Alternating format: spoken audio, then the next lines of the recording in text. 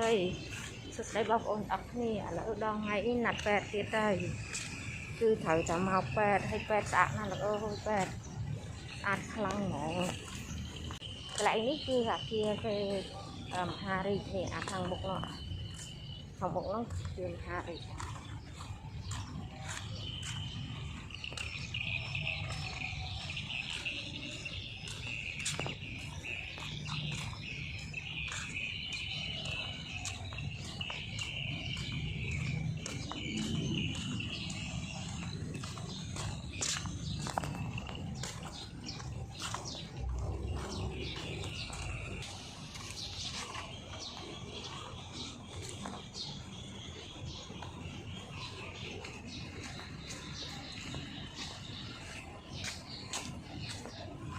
đứa chó nó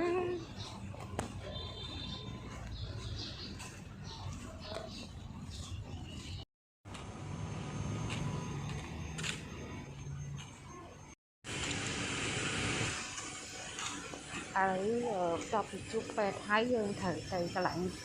và được sạc hiệp xem xe cái lạnh cái cô lại vật sốt cái cua sạch á cái lạnh không khoe sạch đi xe này chừng người cái trăng